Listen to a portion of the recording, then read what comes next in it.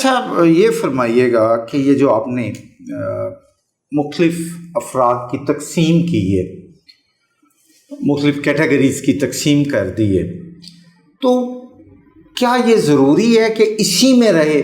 میرا آخری سوال یہ ہے کہ وہ جو ہے کہ جذبہ دل گر میں چاہوں، ہر چیز مقابل آ جائے، منزل کے لیے 2 گام چلوں اور سامنے منزل آ جائے. اور پیچھے آپ نے ایک مسلمان ہونے کا بھی حوالہ دیا. میں یہ پوچھنا چاہتا ہوں کہ آپ نے بڑی تحقیق کی، آپ نے جو کتاب لکھی آپ کا تھیسس ہے، بلکہ آپ میں نے کتاب نہیں لکھی، میں نے قانون بنایا. جی میں اسی پہ آ رہا ہوں نا، وہی اب میں اگلا لفظ یہ تھا کہ میں تو اس سے کتاب سے اور قانون سے بھی اگلا لفظ بولنے لگا تھا کہ آپ نے ایک اسکول آف تھاٹ متعارف کروا دی. ٹھیک ہے، اور آپ اس کا پرائڈ بھی لیتے ہیں اور بڑا کانفیڈنس اظہار کرتے ہیں. تو حضور کوئی آپ کے یہ جو طے کردہ دائرے ہیں اس کو توڑنا چاہے تو آپ کو لگتا ہے توڑ لے گا کوئی؟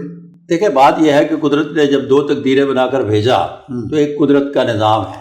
ٹھیک ہے، قدرت کا نظام ہے کہ اس میں دنیا میں ہر شخص اگر ملٹی بلینر ہو جائے تو کوئی مزدور آپ کو نہیں ملے گا.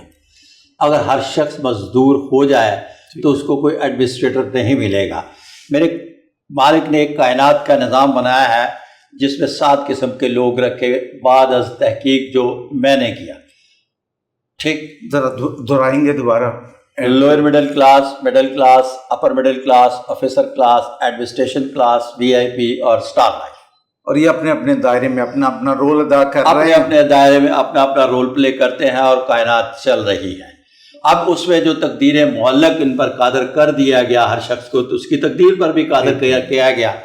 اب یہ ایک کو 35% مارکس دے کر پیدا کیا گیا آفیسر کلاس میں. اب یہ جب 65% اچیو کر لیتا ہے نا تو یہ آفیسر کلاس کے ٹاپ آف دا لسٹ میں ہوتا ہے. مثال کے طور پر 16 سے آفیسر کلاس میں مثال دے رہا ہوں شروع ہوتی ہے، 20 تک جاتی ہے تو بہت سارے 18 میں ریٹائر ہو جاتے ہیں. اور میں ایسے بھی لوگوں کو جانتا ہوں کہ جو آفیسر کلاس میں بھرتی ہوئے PCS کیا اور وہ گریڈ 22 تک بھی گئے، بالکل، لیکن انہیں گریڈ 22 کی تعیناتی نہیں ملی. اسی صوبے میں سیٹوں کو اپر گریڈ کر کے انہیں ان سیٹوں پر بٹھا دیا گیا. مثال کے طور پر اصل سیٹ نہیں ملی، اینٹی چیئرمین جو ہے anti corruption chairman, anti corruption, یہ کوئی 22 گریڈ کی سیٹ تو نہیں ہے.